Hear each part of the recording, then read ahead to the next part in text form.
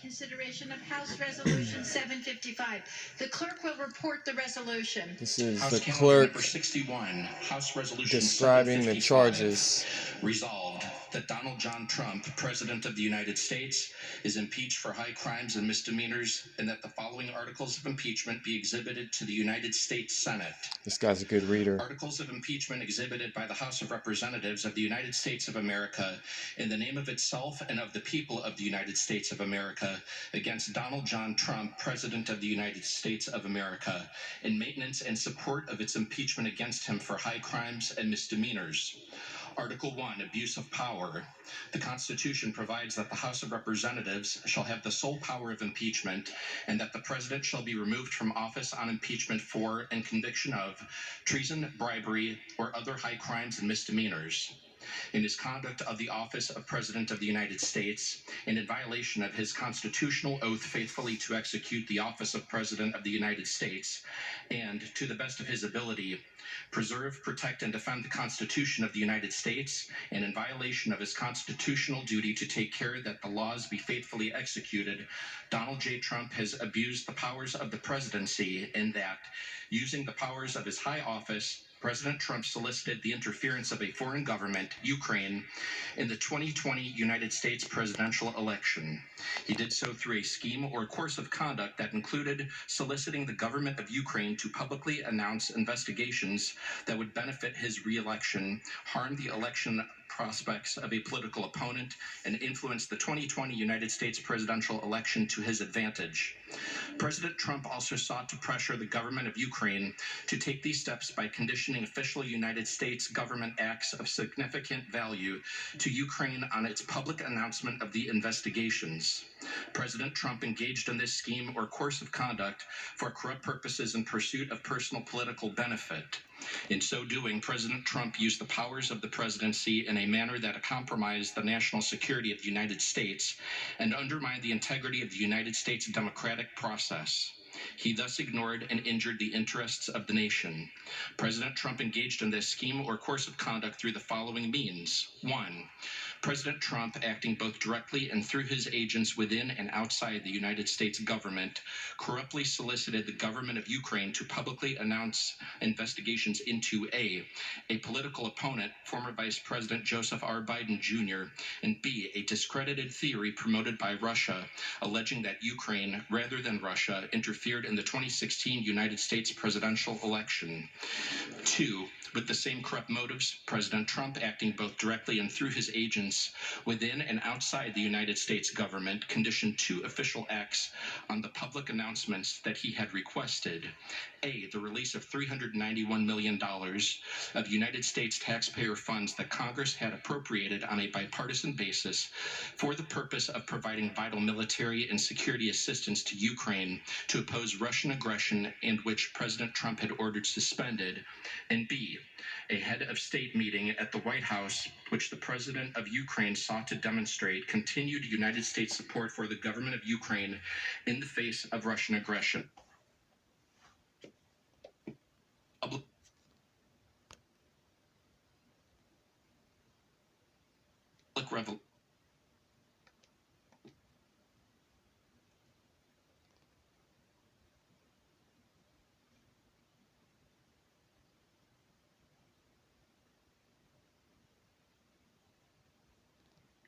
So money that was appropriated by both parties for the purpose of providing military assistance to Ukraine to oppose, so the release of what he allowed that to become available,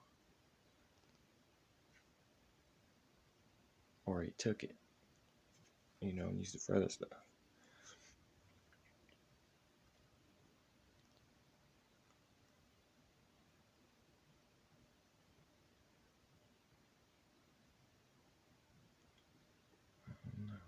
United States support for the government of Ukraine in the face of Russian aggression.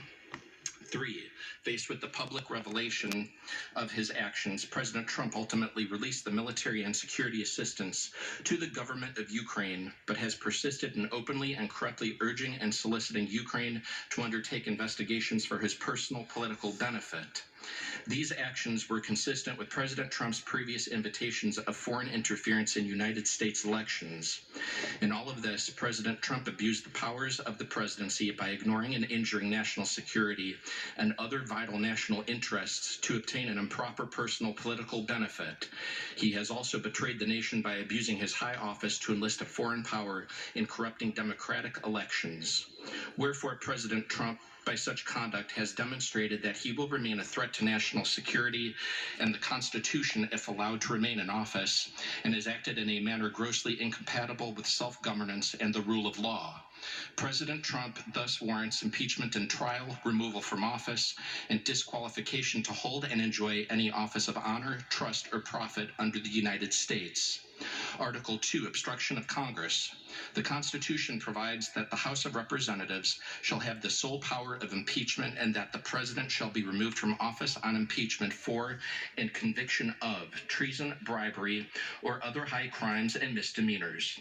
In his conduct of the office of President of the United States, and in violation of his constitutional oath faithfully to execute the office of President of the United States, and to the best of his ability preserve, protect, and defend the Constitution of the United States, and in violation of his constitutional duty to take care that the laws be faithfully executed, Donald J. Trump has directed the unprecedented, categorical, and indiscriminate defiance of subpoenas issued by the House of Representatives pursuant to its sole power of impeachment.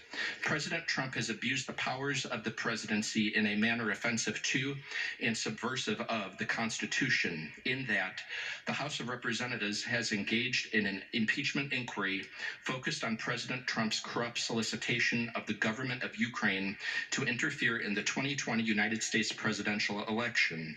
As part of this impeachment inquiry, the committees undertaking the investigation served subpoenas seeking documents and testimony deemed vital to the inquiry from various executive branch agencies and offices and current and former officials.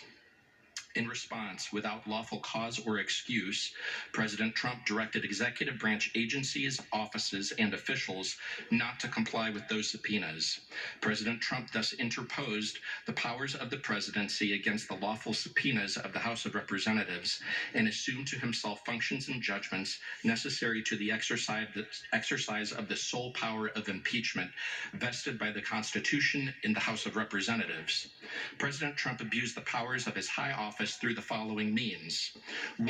Directing the White House to defy a lawful subpoena by withholding the production of documents sought therein by the committees. 2. So this is the Directing second other charge. executive branch agencies and offices to defy lawful subpoenas and withhold the production of documents and records from the committees. Obstruction in of response to which Congress. the Department of State, Office of Management and Budget, Department of Energy, and Department of Defense refused to produce a single document or record. 3. Directing current and former executive Says Department of State, Office of Management and Budget, Department of Energy, and the Department of Defense, the Republicans' best friend, refused to produce a single document. Now, it depends what kind of documents they were asking for, if you ask me. Defense refused to produce a single document or record. But you wouldn't 3. be asking Directing me. current and former executive branch officials not to cooperate with the committees, in response to which 9 administration officials defied subpoenas for testimony, namely John Michael Mick Mulvaney, Robert B. Blair, John A. Eisenberg, Michael Ellis, Preston Wells Griffith, Russell T. Vogt, Michael Duffy, Brian McCormick, and T. Ulrich Breckbuhl. These actions were consistent Who with the fuck is President Ulrich Trump's previous Breckbuhl? efforts to undermine United States government investigations into foreign interference in United States elections. Through these actions, President Trump sought to arrogate to himself the right to determine the propriety, scope, and nature of an impeachment inquiry into his own conduct, as well as the unilateral prerogative to deny any and all information to the House of Representatives and the exercise of its sole power of impeachment. In the history of the Republic, no president has ever ordered the complete defiance of an impeachment inquiry or sought to obstruct and impede so comprehensively the ability of the House of Representatives to investigate high crimes and misdemeanors. This abuse of office served to cover up the president's own repeated misconduct and to seize and control the power of impeachment, and thus to nullify a vital constitutional safeguard vested solely in the House of Representatives. In all of this, President Trump has acted in a manner contrary to his trust as president and subversive of constitutional government, to the great prejudice of the cause of law and justice, and to the manifest injury of the people of the United States. Wherefore, President Trump, by such conduct, has demonstrated that he will remain a threat to the Constitution if allowed to remain in office, and has acted in a manner grossly incompatible with self-governance and the rule of law. President Trump thus warrants impeachment and trial, removal from office, and disqualification to hold and enjoy any office of honor, trust, or profit under the United States. Resolution 767. The amendment in the nature of a substitute recommended by the Committee on Judiciary is adopted. The resolution shall be debatable for 6 hours, equally divided, and controlled by the chair and ranking member of the Committee on the Judiciary or their respective designees. The gentleman from New York, Mr. Nadler, and the gentleman from Georgia, Mr. Collins, each will control 3 hours. The chair now recognizes the gentleman from New York, Mr. Nadler. Madam Speaker, I ask unanimous consent that all members may have 5 legislative days in which to revise and extend their remarks and insert extraneous material on HRES 755. Without objection, so ordered. Madam Speaker, I now yield 1 minute to the distinguished Speaker of the House. Gentlelady, distinguished speaker is recognized for 1 minute. Thank you, Madam Speaker. I thank the gentleman for yielding, for his tremendous leadership in helping us honor the Constitution of the United States. I also extend my gratitude to Chairman Schiff, who will be presiding later in the day. My colleagues, this morning and every morning, when we come together, members rise and pledge allegiance to the flag. Every day, all across America, children in school, members of the military, officials, and those civically engaged also pledge allegiance to the flag. Let us recall what that pledge says. I pledge allegiance to the flag of the United States of America and to the republic for which it stands, one nation, under God, indivisible, with liberty and justice for all. The republic for which it stands is what we are here to talk about today. A republic, if we can keep it. We gather today under the dome of this temple of democracy to exercise one of the most solemn powers that this body can take, the impeachment of the President of the United States. No member, regardless of party or politics, comes to Congress to impeach a president. But every one of us, as our first act as a member of Congress, stood on this historic House floor before our beautiful American flag and raised our hands in this sacred oath. I do solemnly swear that I will support and defend the Constitution of the United States against all enemies, foreign and domestic. So help me God. For 230 years, members have taken that sacred oath, which makes us custodians of the Constitution. When our founders declared independence and established a new nation, they crafted a system of government unlike one ever seen before, a republic, starting with the sacred words, "We the people." For centuries, Americans have fought and died to defend democracy for the people. But, very sadly now, our founders' vision of a republic is under threat from actions from the White House. That is why today, as Speaker of the House, I solemnly and sadly open the debate on the impeachment of the President of the United States. If we do not act now, we would be derelict in our duty. It is tragic that the President's reckless actions make impeachment necessary. He gave us no choice. What we are discussing today is the established fact that the President violated the Constitution. It is a matter of fact that the President is an ongoing threat to our national security and the integrity of our elections, the basis of our democracy. Hundreds of historians, legal scholars, and former prosecutors, regardless of party, have stated that the president committed impeachable offenses. Since today is a national civics lesson, though a sad one, I submit these documents for the record and commend them for students to study. Without objection, so ordered. Thank you, Madam Speaker. What we are discussing today is the established fact that the president, again, violated the Constitution. It is a matter of fact that the president is, again, an ongoing threat to our national security. And the testimony of decorated war heroes, distinguished diplomats, and patriotic career public servants, some of the president's own appointees over the past weeks, have told us this. The president used the power of his public office to obtain an improper personal political benefit at the expense of America's national security. When a president weakens a Democratic ally that is advancing American security interests by fighting an American adversary, the president weakens America. This abuse of power also jeopardizes the integrity of our elections.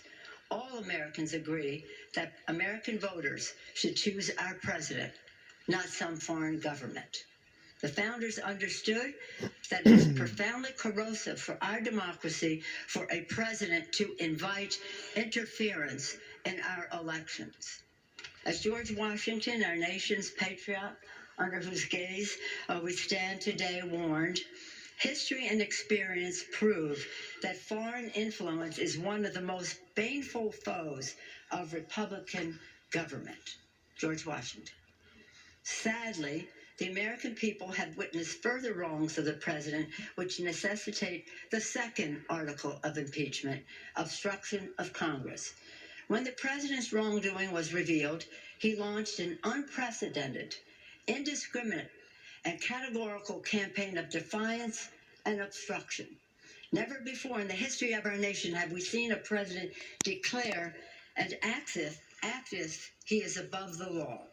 The president goes even so far as to say and act on this absurdity when he says, Article 2 says I can do whatever I want. No, it doesn't. That recklessness is a profound violation of the Constitution and our republic, which endure because of our system of separation of power, three co-equal branches, each a check and balance on the other, a republic, again, if we can keep it. The founders' great fear of a rogue or corrupt president is the very reason why they enshrined impeachment in the Constitution. As one founder, William Davey of North Carolina, warned, unless the Constitution contained an impeachment provision, a president might spare no efforts or means whatever to get himself reelected. Another founder, George Mason, insisted that the president who procured his appointment in the first instance through improper and corrupt acts might repeat his guilt and return to power. We in Congress, Article 1, the legislative branch, must stand up and make clear to the American people and to all people that this body still stands by the principles enshrined in the Constitution and defended by generations of Americans. Last week, in observance of the 75th anniversary of the Battle of the Bulge, members traveled to that hallowed ground to express our gratitude to the heroes of freedom who sacrificed everything to secure victory of freedom over tyranny, not just for America, but for the world. The veterans of that battle, who were there in their 90s, told us how after the war was won, the Europeans to whom they liberated would ask, why did you risk us? You don't know us, and give your lives to save us. We're not Americans. And our men would say, we came here to fight for you, not because you are Americans, because we are Americans. As our beloved Chairman Elijah Cummings, an Oversight Committee Chair, our North Star, said when announcing his support for this action, quote, when the history books are written about this tumultuous era, I want them to show that I was among those in the House of Representatives who stood up. If anybody out there can tell me, I just don't understand how him telling Ukraine to investigate Joe Biden is like a violation, because it's not like the American people are gonna read a report from the Ukraine about Joe Biden. Like, we already know Joe Biden likes to play with kids and stuff like that. So if anybody can, I know dude's getting impeached, he probably deserves it, but I don't get that part. Thank you.